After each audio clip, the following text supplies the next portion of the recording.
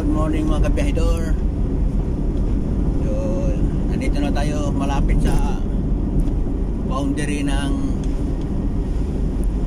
Capiz Province. So, makikita na natin yung Capiz Province na maraming mga parol sa gilid. So, dito tingnan mo itong Iloilo Province. So, sa gilid wala kang mapansin ng mga parol. Pero pagpasok natin sa province of Capiz, doon na natin makikita ang kabilaan yung mga parol na naka-decoration, di ba? Yan ang sign nga Capiz na. Kasi buong Capiz may mga parol talaga yan, mga kabiyahidor. So medyo natagalan ako doon sa pagbabulkit sa San Enrique, Iloilo mga kabiyahidor. Una, ang natusok screw. Pangalawa, pako. Alam mo magkano ang sinisingil mga kabiyahidor? 380 man lang, Mariusip. Pagkamahal ng vulcanizing doon sa San Enrique, Iloilo mga kabiyahidor. Next time pag maplatan tayo dyan, kinakailangan iwasan natin yung area na yan. Mahal.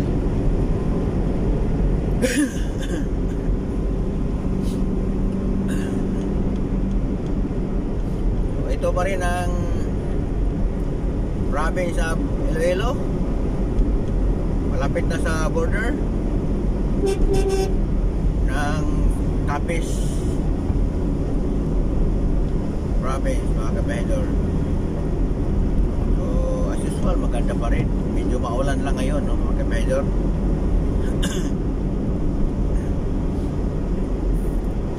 So makikita nyo pa rin ang daan kung gaano kaganda mga kabiyahidor.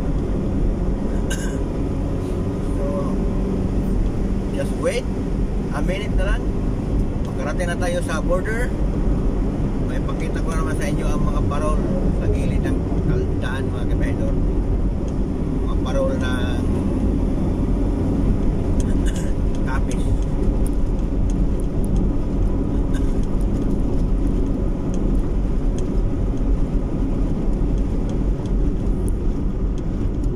Okay, ito na ang border mga kabiyahidor.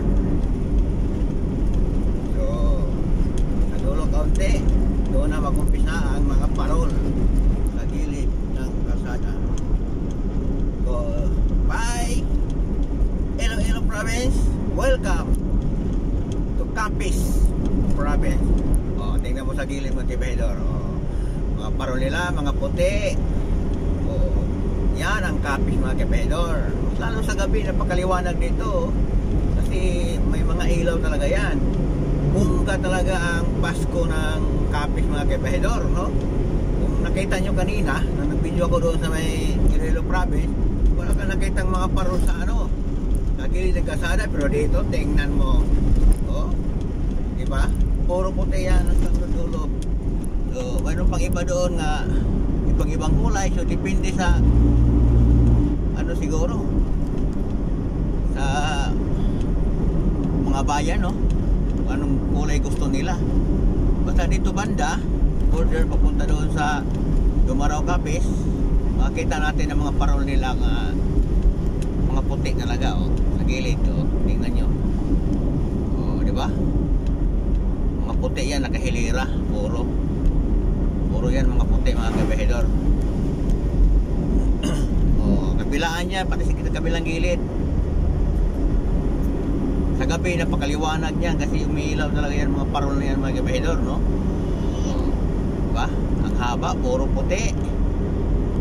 So, ilang daan parol kaya ang dito sa Capiz, no? Kasi buong province kita nyo kabiyahidor? Daming parol.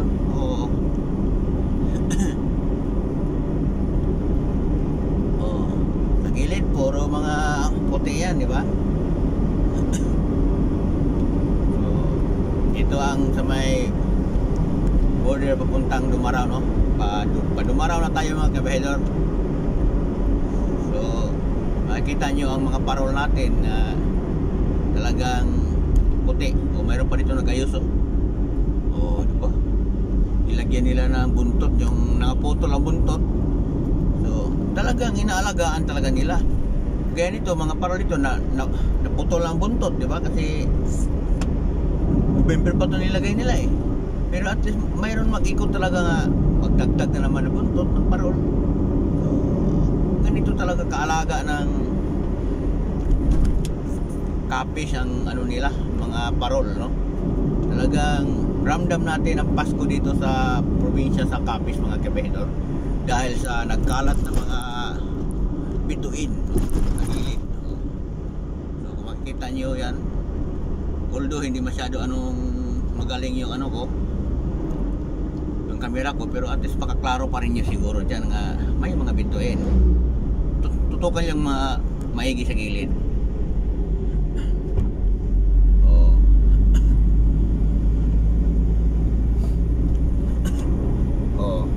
Siguro hanggang, palagay ko mga kapahedor, hanggang ano to, hanggang Dumaraw siguro to.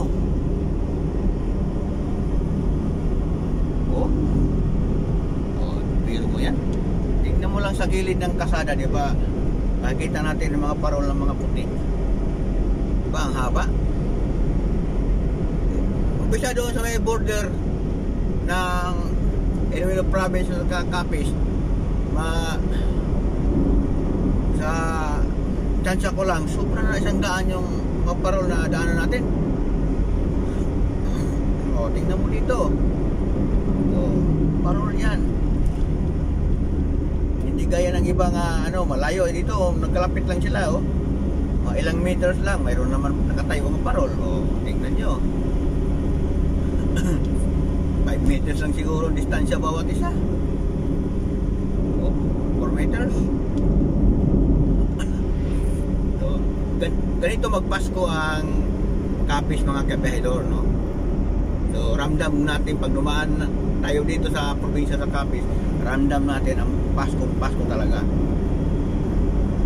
Kaya pag meron kayong time magpasyal dito kayong mamangha, no?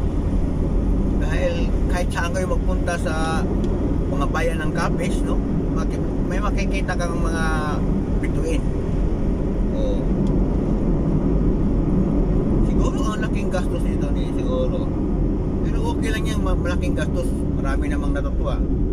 Especially sa mga bata, no, di ba? Kahit nga ako matanda na natutuwa nga ako kasi pag makita natin ang bituin, ramdam natin ang Pasko talaga. Malapit na tayo sa Dumaraw, Capiz, mga kapahedor, no? Ito ang unang store na inspeksyonin ko sa Capiz.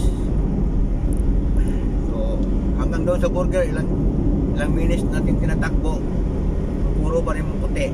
So baka mamaya mayroon tayong makakita ng ibang kulay na naman. I-video natin yan para makikita natin, kapahedor, kung gano'n kaganda ang Capiz, no?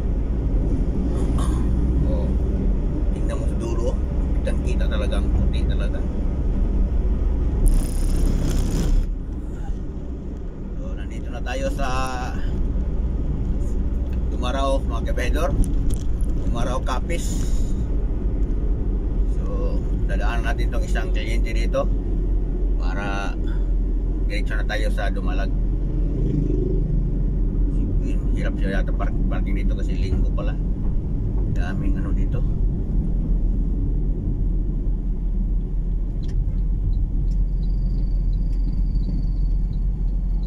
So parking muna tayo, kapahedor. Ito ang Dumaraw Public Market.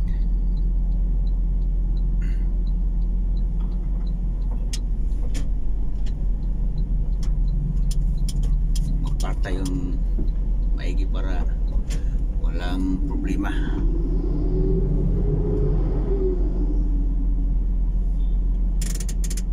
Dumaraw Public Market. Thank you for watching.